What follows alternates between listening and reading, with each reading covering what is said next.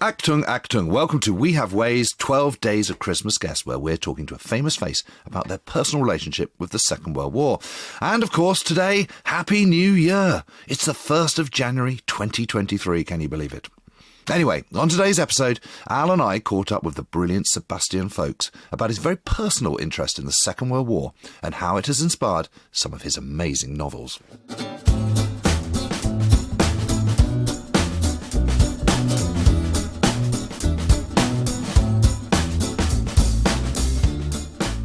Achtung, Achtung. Welcome to We Have Ways of Making You Talk with me, Al Murray and James Holland. One of our Christmas special editions for those days between Christmas and New Year, firmly embedded in the barse or the taint of the festive season. We have a special guest, Jim, to enliven that time of languor and a calorific overdose. Who have we got? Yeah, super special guest today. Great buddy, a brilliant historian, brilliant broadcaster. I mean, just one of the best around. But in my humble opinion, you know, he's right up there with Michael Wood as one of the greatest presenters of historical documentaries there is. It, of course, is the brilliant Dan Snow. Dan, welcome. Hey, good to be back with you guys. Yes, it's been a while, actually, because I think the last time you came on, we were standing on Arnhem Bridge, weren't we? I think we were. It was so cool. We were watching the sun come up on the south bank of the river there, Yeah. You've been busy?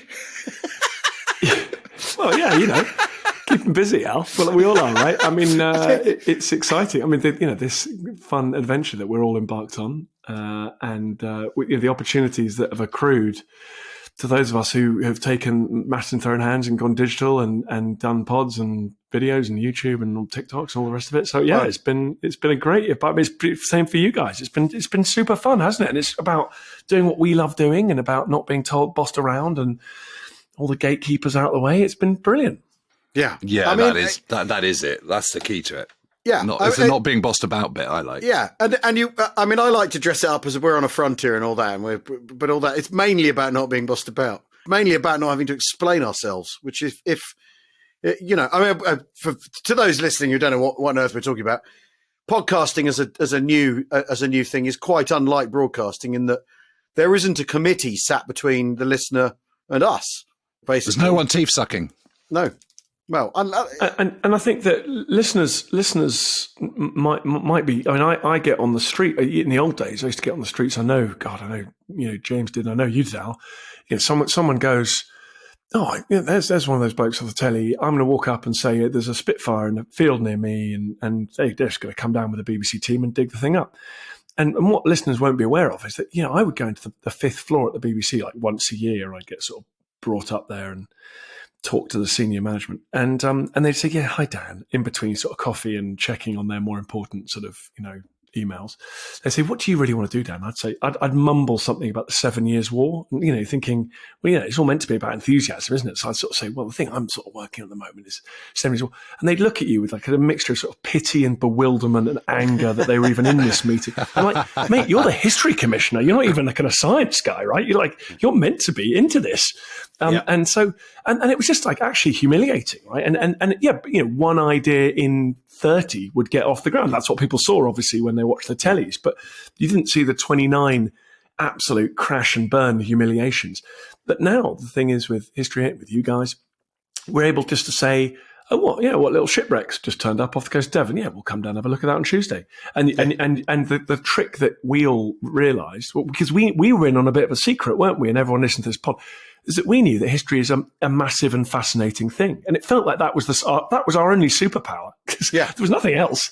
And we felt that when we watched it on telly and there wasn't enough of it, or because I look at the best-selling book charts, it's full of history. Yeah. I look at magazines in a newsagent, and W.H. Smith, it's full of history.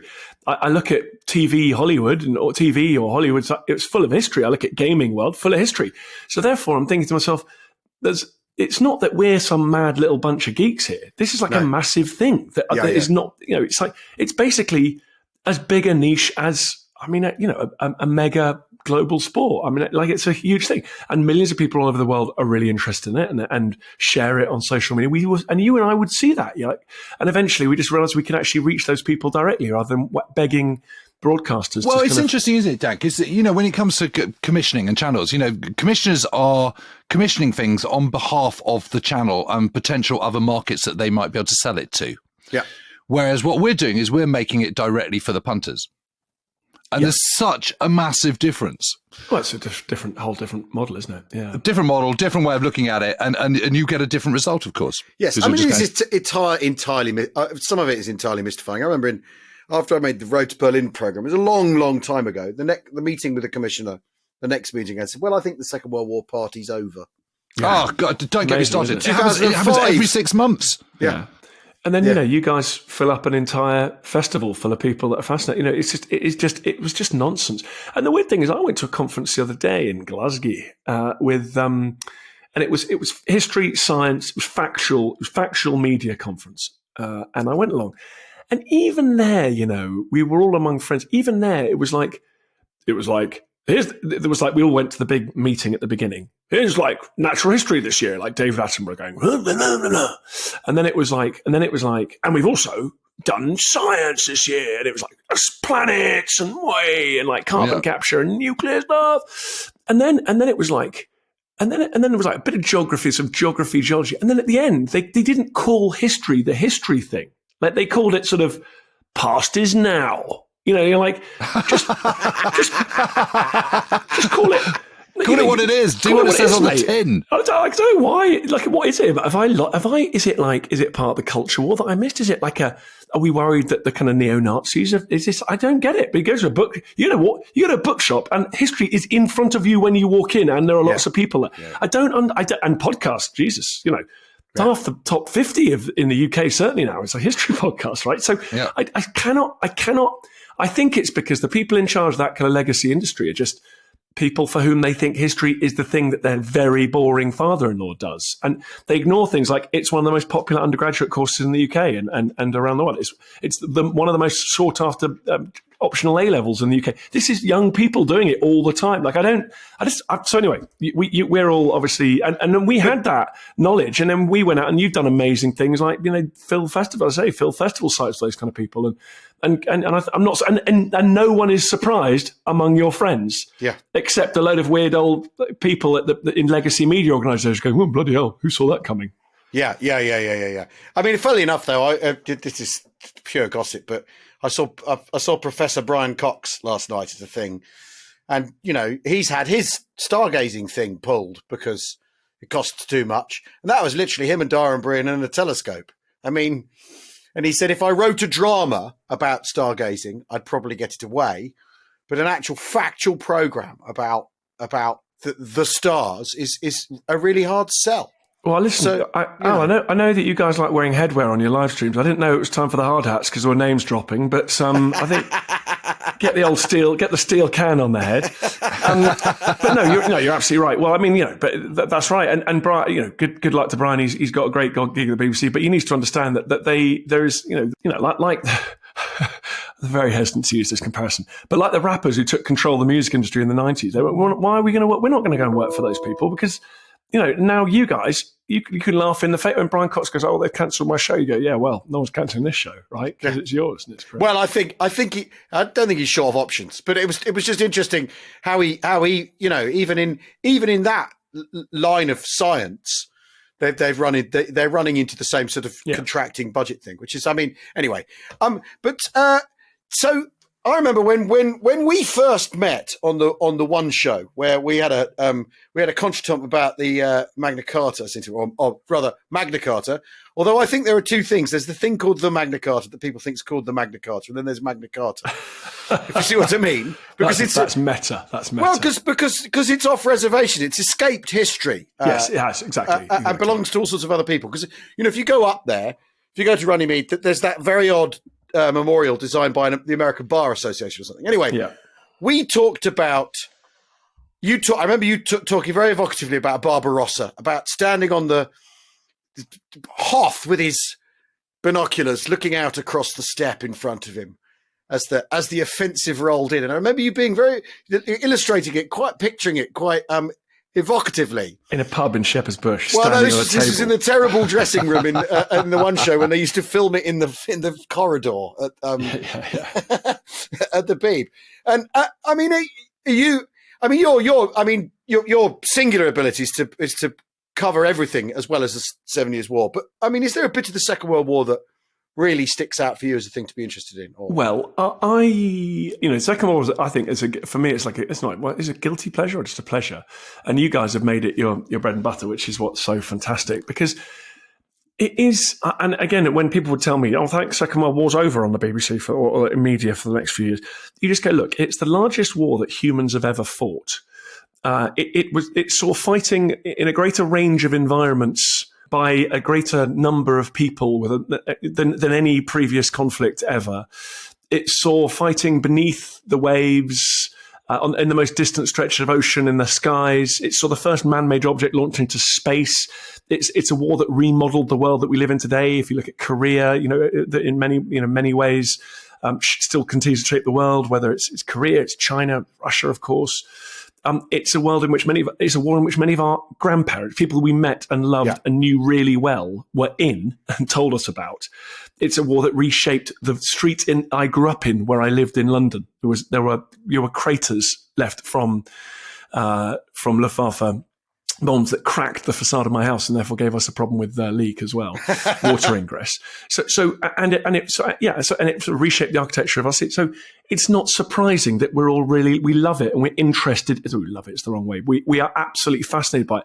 And I will not be World War II shamed by anyone. Like I find, and you guys have made a career out of that, but I just won't have it. That's a T-shirt, isn't it? I will not be World War II shamed. Yeah, there you go. Well, someone popped up on my timeline the other day saying, "Oh, what do you mean fans of the Second World War?" I said, "Well, I'm an unequivocal fan of the destruction of Nazism. Yeah, well, there you go. Yeah, don't really have a problem with that, But so that's my kind of, So I absolutely love the Second World War, and the great blessing for me, because we didn't do much at university or school for me. So the great blessing was going into a media career like you guys is you end up doing a lot, because that is understandably where people's passion lies. So I'm very, very excited to have worked with you alongside you guys on many occasions doing that. I mean, I do love, I don't know, I like the naval. I love the naval war. I'm a kind of navalist, and so therefore I find the Battle of the Atlantic sort of fascinating and important. And as I get older and grayer and sort of grumpier, and I think I sense this a bit from you guys from the pod, I'm getting more interested in sort of logistics. Obviously, Dan, you're just honestly. First of all, you've just done an absolutely brilliant précis of why we should all be interested in the Second World War, and now you've just said you like logistics, and that is just. No, but I agree. We all love SS you're Rogue speaking Heroes. our language here. We all love SS Rogue Heroes and the vibe. We all love the kids blowing stuff up, right? I mean, that's great. But for me, the extraordinary way in which just the Indian Ocean, for example, the way the food was mobilized and diverted with issues in Bengal, but of course that's all part of it. But, these giant global systems kind of cranking up, and basically on that bit, how unbelievably bad Germany and Japan were. It was just sort of you guys know this, but tactically brilliant, operationally pretty good, but just no idea about how to sort of keep these global systems running. And that's because one thing Britain had to do was run global war on a global scale. They'd been doing it since Utrecht and before, right? War of Spanish Succession. And so there's people there in Whitehall just very comfortable with the idea that you're in charge of East African rice, like that. And I just find that, so I find that a bit really interesting. The Battle of the Atlantic, I'm kind of fascinated by, and it's that wonderful mix of the system and like the Dowding system being kind of boring and bureaucratic and geeky and wonderful at the same time. Yes. Do you remember, Al, when we did that thing on was it Freetown? It's one of those West African coastal ports, and basically the British suddenly realised that what they needed was a kind of stop-off point. And the only one was this. But it has mountains coming up just one side of it, and the port is only X, and it only had Y amount of infrastructure. So literally within 3 months, they had to transform it into kind of port the size of Cardiff or something. Yeah. I mean, it's just absolutely insane and incredibly difficult to get to and supply. And they did it, and it's mind-boggling the achievements and the logistical achievements that are carried off. And I find it deeply inspiring as well. And we saw this during COVID. So this point is and lots of people made this point during COVID. So that's one of my nice after the speech points gone blitzed. But for me, what I take from the Second World War is if you look at obviously like aviation.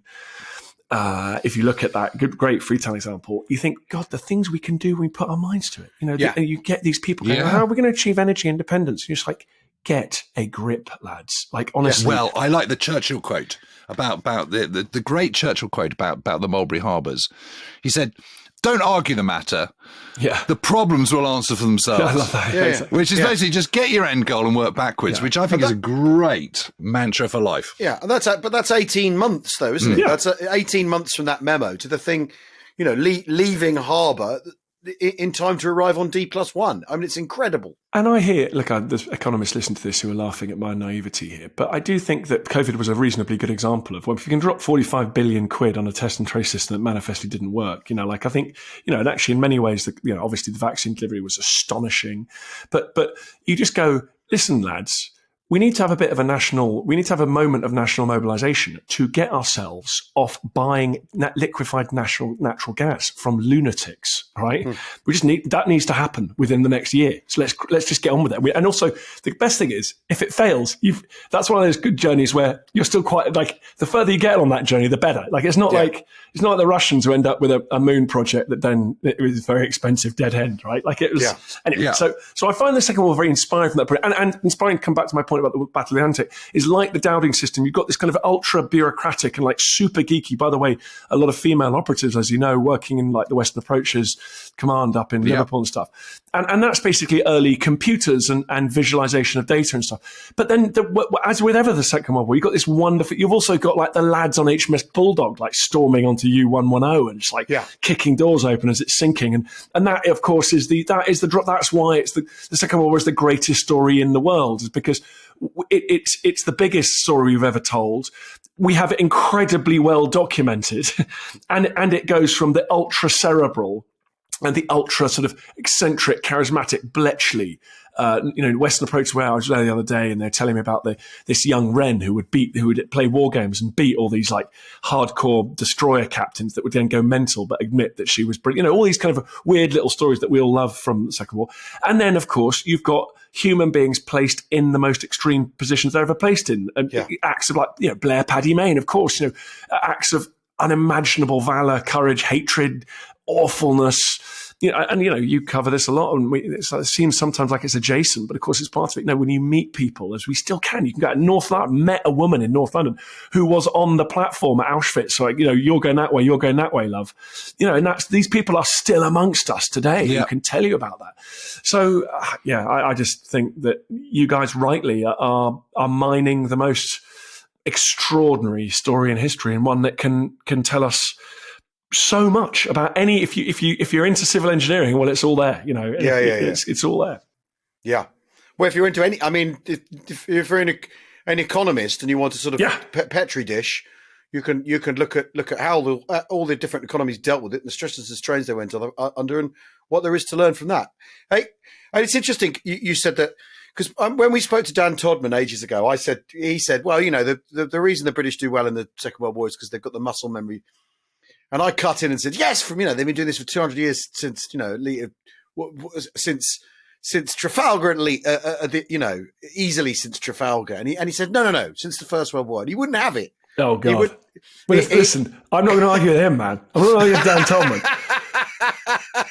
But I think that's obviously that really is a matter of blowing dust off the folders, isn't it? I take that. Yeah. Although I think what is interesting, because having just been to South Africa, is that when you look at British intervention from sort of Lord Carnarvon on, where they're trying a sort of one size fits all imperial thing, how badly it often goes. The Anglo-Boer Wars are disastrous for the British, and yet because the empire is so enormous and wealthy, they can afford to take their time and get it wrong and sort out what they're going to do. And again, that's a pattern in that's a thing that's evident in the Second World War as well, is that we get off to this appalling start.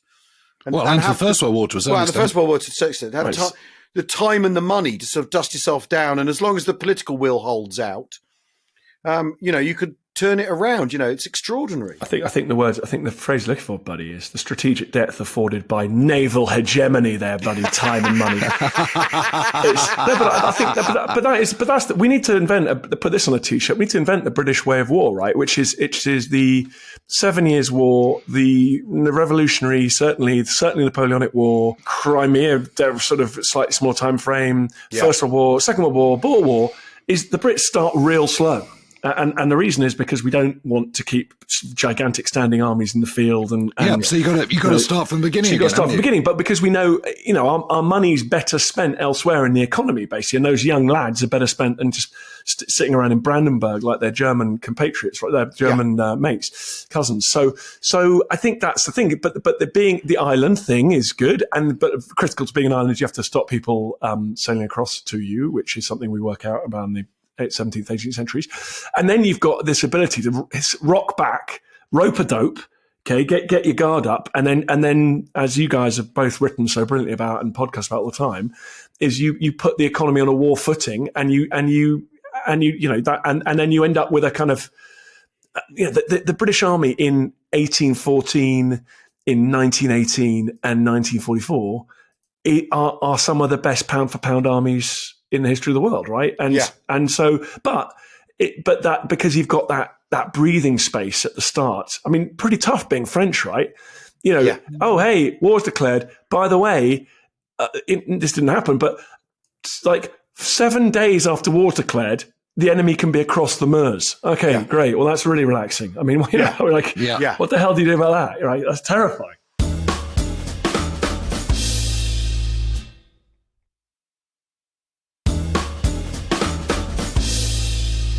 Another constraint on the British state is we don't have that post-revolutionary citizenship soldier thing tangled up in our society, do we? So our armies are even more distant from the idea of being a citizen, being a participant in the state. So the state has to go that little bit further to get people to take part, doesn't it? Has to take a greater consideration of them. Unlike a French citizen, who becomes a citizen if he fights. Exactly, and it's like it's now your job to manure the soil with your blood. Whereas the lads in the Royal Wessex are just like, hold on a minute, mate. this is a volunteer job, so keen to come home. Well, because the emphasis is all British warfare is expeditionary. It's which is why you need your navy. Yeah, strong navy, strong Britain. Does that still apply? Right, I've got. Doesn't hurt. Doesn't hurt, lads. Well, some, I suppose. Well, exactly. You just keep those Western approaches. Keep your arm there, and may I tell you, I've been absorbing a lot, like everyone else. I've been doom scrolling a lot of the Vladimir Putin content, and I mean, how are you feeling about that? I'm feeling really bad. Like, their subsea assets. I mean, not bad. I'm feeling better than I was 3 months ago. God, do you remember October? That weird stuff around the Russians started sort of going. We really expect the Ukrainians to use some sort of nuclear dirty bomb soon. Yeah, remember that?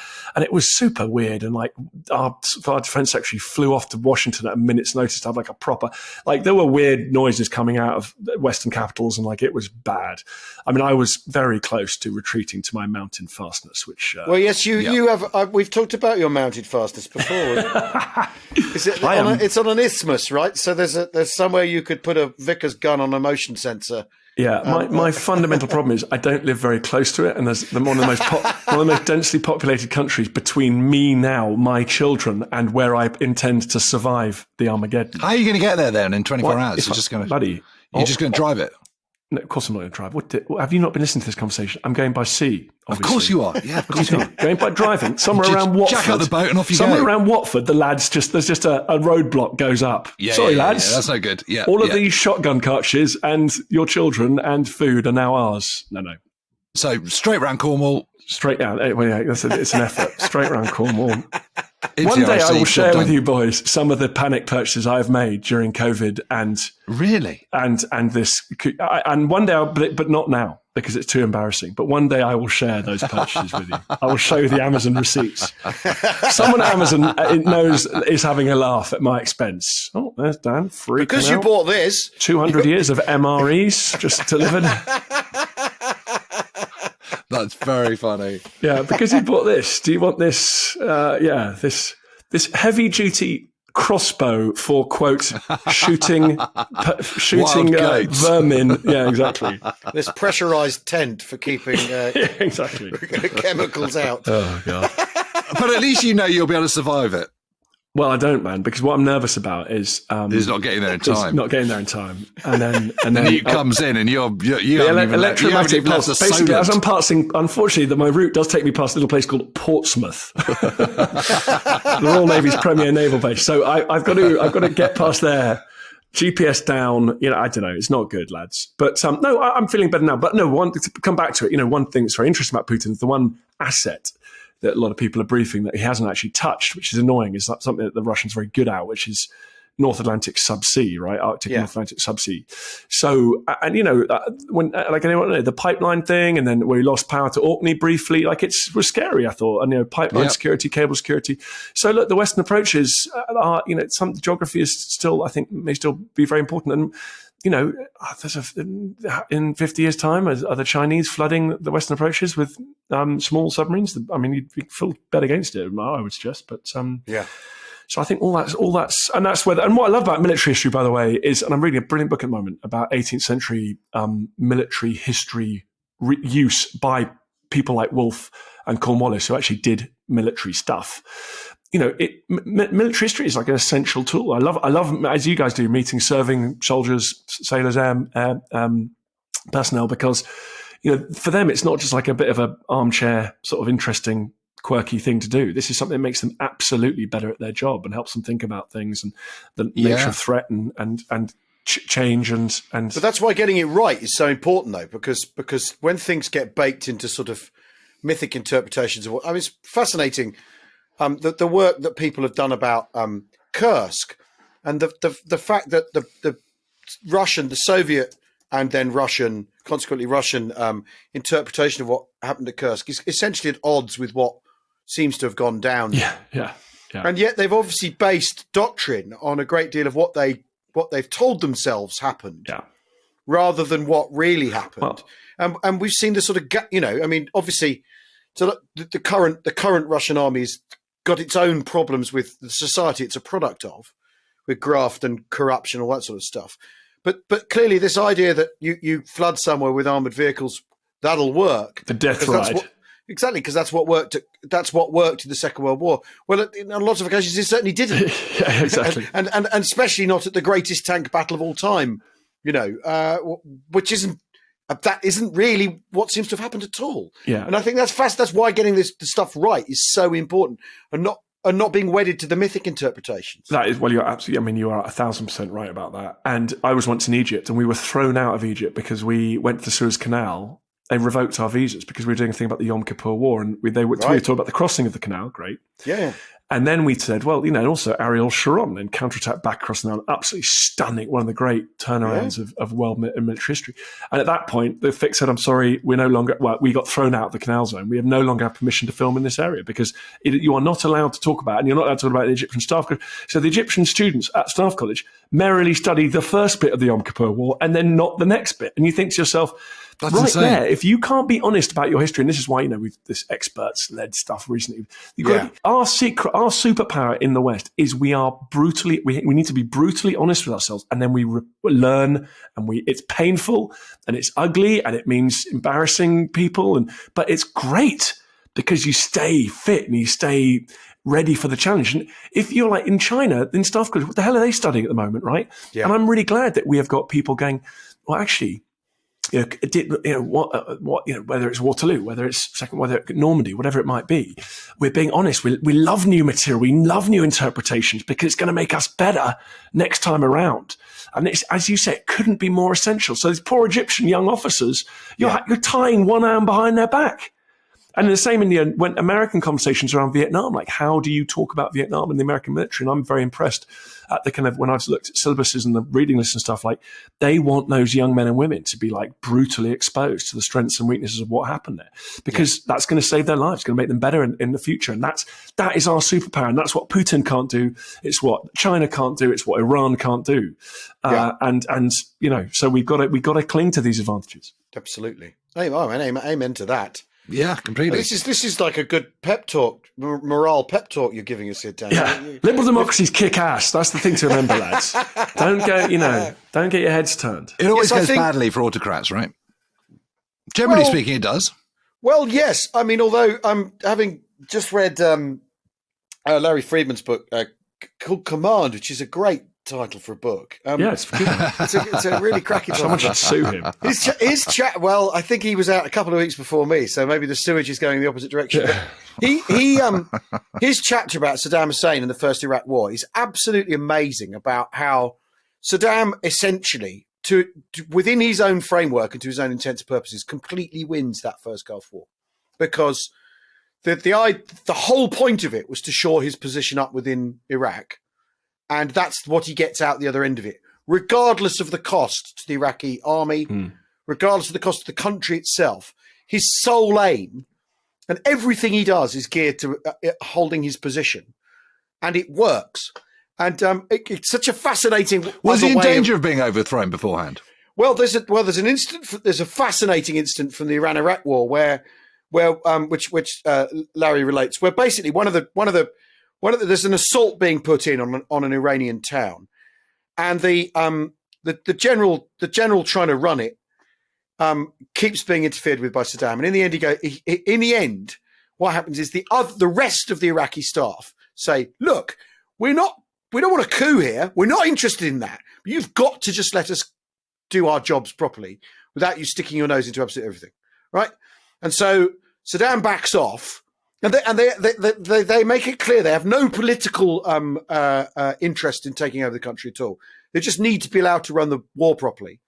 So he backs off. The offensive is successful, and then the bloke in question, the general in question, his daughter is married to one of the Hussein's sons, and so at the end of the war, when the dust has settled, they're forced to divorce. And the guy's sent into exile, but you know, that's his relationship with his generals. It's all about his position. And it's a little like Stalin when Stalin feels like interfering, because Saddam was a massive Stalin fan, was a student of Stalin. So you know, when Stalin feels like he needs to stick his oar in, he does. But when he knows he doesn't have to, he steps away. And Saddam was like that. But in the first Gulf War, the entire thing is about shoring up his position. And it works. Speaking of Stalin, the excellent Ian McGregor, who's a great friend of yours, been on the pod many times, and beautiful Stalingrad book. He and I filmed a thing for history the other day, and we basically sort of, one of those ones where you kind of argue a point. Like I was asking him to argue from Stalin's point of view, and he and I basically staggered out of that filming session going, we think we've just realised that Stalin is the most consequential statesperson of the 20th century. Like he basically dominates the USSR from the 1920s to the 1950s through the most periods that I don't even need to tell your listeners about. Basically dominates Eurasia through the second half of that. Right, is a kind of it takes Russian nuclear, achieves everything. The most superb Russian foreign policy wins probably since Tsar Alexander's in Paris at the end of the Napoleonic Wars. You're like unbelievable, like basically conquers Eastern Europe. Like it's moves the Soviet border miles to the west. Yeah. I mean, it is a kind of, he comes out. I mean, obviously, everyone a criminal in every conceivable way, but what an extraordinary, towering figure of the 20th century. Like absolutely. When you kind of just look beyond that Second World War as well, it's pretty remarkable.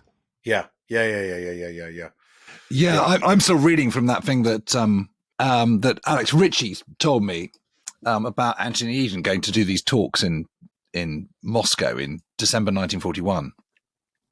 And obviously, it's as far as they're concerned, Soviet Union's on its uppers and down on its uppers and looking, staring down the barrel and all the rest of it. And the first thing Stalin says to Anthony Eden is, right, after the war, this is what I want. Yeah. Yeah. I mean, it's just incredible. Yeah. Absolutely extraordinary, isn't it? Well, but I mean, it's that thing of even, it's the quote I have in the book where in November of 1941, he's saying, well, this war is going to be won by the people who make the most engines. That's us. We'll be all right. And he's saying that with the enemy at the gates, it's extraordinary. But you guys, this is the big point about the world. Is the world like the Axis? It's fascinating to me what's surprising about World War II is how extraordinarily well the Axis do up to December 1941, right? And arguably, obviously, then summer of 42 a bit as well. But when they had no business being that good, right? And so therefore, and Dan Todman came on my pod, and speaking of legends, speaking of Dan, and he said what's fascinating about the summer of 1940, when Hitler is launching an air assault on the UK in many ways, the government is still low rates of interest borrowing government debt, right? Like so there's no one in the same way that when Hitler's scouting units are allegedly, maybe that's been questioned now, but in sight of the Kremlin, people are still going, Germany is not going to conquer the world. Like it's very unlikely that Germany is going to basically conquer from the Scilly Isles to Vladivostok against China, the USSR, Britain, and with America obviously sort of heavily lean, well, by that stage in the war, and yet, so that's kind of what's dramatic to us is that he does put the frighteners into Britain in the summer of 40, and he does advance to the outskirts into Moscow in 41. In a way, that's what's so remarkable, because you've also got these conversations going, well, yeah, after the war, we're going to do this, that, and the other. It's difficult for us to divorce those two things, isn't it? Because a lot of punters out there think Hitler was about to win the war in 1941. But actually, a lot of statespeople at the time were like, no, he's not. It's going to be a pain in the ass, but he's not. Yeah. Well, and then the Allied societies all of them start making serious plans for afterwards. Well, yeah. Beverage, welfare state, all that kind of stuff. Exactly. So the German plans are all sort of hallucinations. And when you see Hitler inspecting the model of Germania or whatever, he's still it shows the extent to which they always were locked into a fantasy view of the world, that he's still locked into it at the end. Whereas, like you say, the Americans are figuring out when to stop Lend-Lease, and the British are, the British are worrying about the welfare state and whether the army's too left wing, and they're bothered with those things rather than the Americans are busy picking off British, trying to undermine British, exactly. The oft lamented the Americans are trying to work out how they can topple both Germans and yes, they've got two empires, or three to deal with. Busy. Sure, leave the Soviets, boys. I'll do well. What are your history hit plans for next year? Well, history plans are great, very exciting. Like you guys, that so many opportunities that come along, because lots of people in the world doing lots of interesting things, right? So there's some interesting archaeology on a very, very, very, very, very, very well-known early modern battlefield that Brits and others fought on that will be coming up soon. There's just lots of lovely, a lot of classic stuff. So we'll do something on Magna Carta, fun enough. But there's so many opportunities coming along from all these brilliant people doing exciting stuff. A lot more shipwreck stuff because of technology changing so quick. So a lot of shipwrecks, 17th century shipwreck off Kent we're going to be looking at. So great, just great, lovely stuff for me, because so getting out and about. Getting out and about, buddy. Post-COVID, we're back out, hitting the streets. Yes. Well, Dan, great to talk to you as always, and thank you for coming on. And I hope you have a very, very happy Christmas. Thanks so much for having me on. It's an honour, and I'm so proud of what you guys have done with the independent company. And Merry Christmas to all of you. Oh, bless you. We've been talking to Dan Snow. You knew that. We'll see you all soon. Cheerio. Cheerio.